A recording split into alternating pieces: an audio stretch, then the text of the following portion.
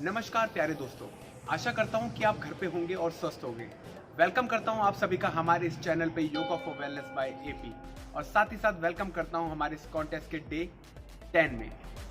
अगर दोस्तों आपको इस कॉन्टेस्ट से लेके या फिर किसी भी टास्क के लिए रिलेटेड आपको कुछ भी पूछना है तो आप हमें कमेंट बॉक्स में कमेंट करके भी पूछ सकते हैं और मैं कोशिश करूंगा कि मैं आपको उसका जल्दी से जल्दी रिप्लाई दे सकूं। तो हेल्थ टिप के लिए बने रहे हमारे साथ वीडियो के अंत तक और मैं आपसे ज़रूर शेयर करूंगा आज की हेल्थ टिप। तो चलिए ना टाइम वेस्ट करते हुए बढ़ते हैं आज के फर्स्ट टास्क की ओर, that is mountain climber with cobra stretch. देख लीजिए कैसे करना है। पहले आएंगे माउंटेन पोज, फिर यहीं से जाएंगे कोबरा स्ट्रेच के लिए, बिल्कुल डाउन से अप कोबरा स्ट्रेच। इसी तरीके से करेंगे दोबारा कोबरा स्ट्रेच एंड फिर स्टार्ट करेंगे माउंटेन एंड कोबरा स्ट्रेच।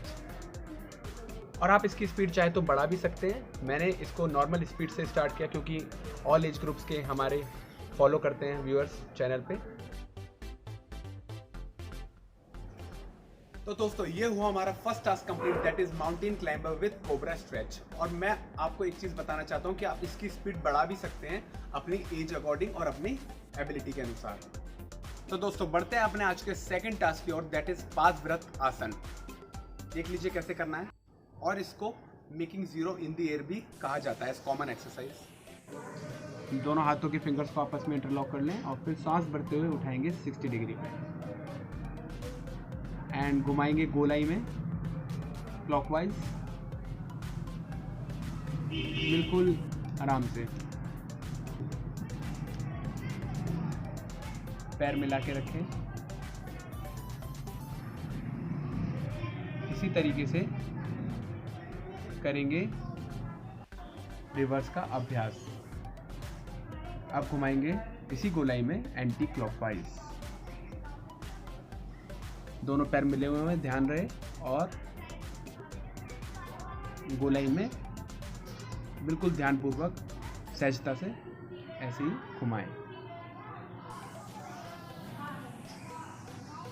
ये हुआ हमारा पादव्रत आसन कंप्लीट। तो दोस्तों ये हुआ हमारा second task complete, that is पादव्रत आसन। अब बढ़ते हैं अपने आज के थर्ड आसन रिलैक्सेटिव पोज की तरफ, जिसका नाम है शवासन। ज़्यादातर आप सभी जानते हैं शवासन कैसे करते हैं, एक बार देख लीजिए।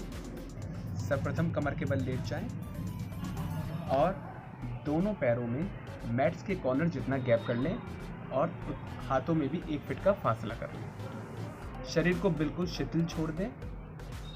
कहीं भी कोई तनाव हो तो उसको हिला डुला कर नॉर्मल कर लें और deep inhale and deep exhale लेंगे मिनिमम 5 टाइम्स।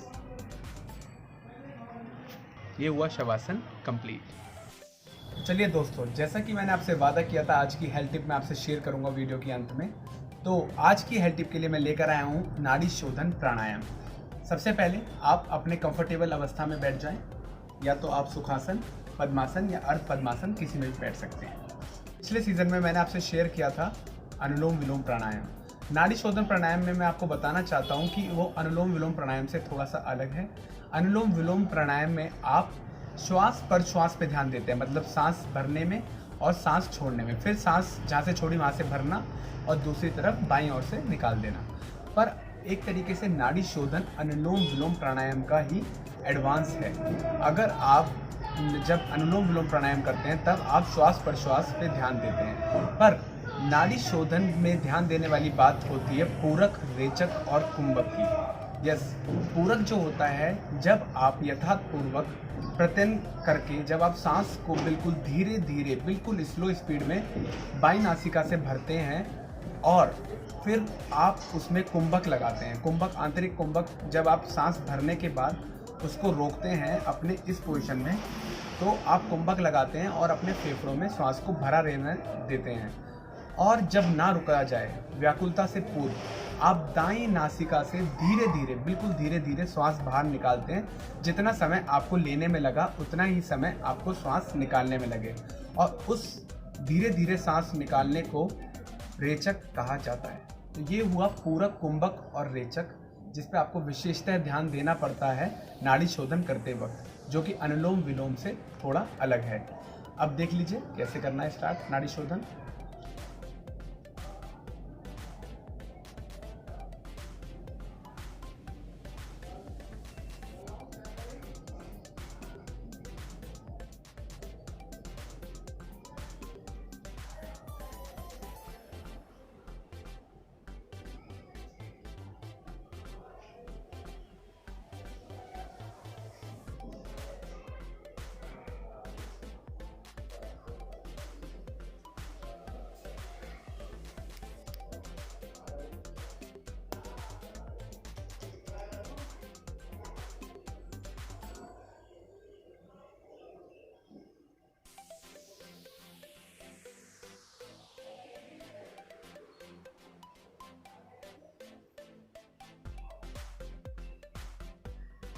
इस तरीके से ये हुई एक आवृत्ति नाड़ी शोधन की कंप्लीट। इस तरीके से आप 8 से 10 आवृत्तियाँ करेंगे तो आपको उसका अंदाज़ा होगा कि आपको इसका कितना फ़ायदा मिलने लगेगा आने वाले समय में। साथ ही साथ मैं आपको एक बात और बताना चाहता हूँ कि आप जब भी श्वास भर रहे हैं, जितना समय उसमें लग रहा है उतना ही कोशिश करें रोकने में भी, और उतनी ही कोशिश करेंगे सांस छोड़ते वक्त भी। और जब धीरे धीरे आपका इसका प्रयास बढ़ने लगे, इसका अनुपात 1 और 2 भी कर सकते हैं। तो चलिए दोस्तों, ये हुआ नाड़ी शोधन कंप्लीट आज की हेल्थ टिप के साथ, और फिर मिलेंगे कुछ और नए टास्क के साथ आने वाले डेज 11, 12 और 13 में। जब तक के लिए बने रहें हमारे साथ इस चैनल पे yoga for wellness by AP. Stay safe, stay at home. Thank you.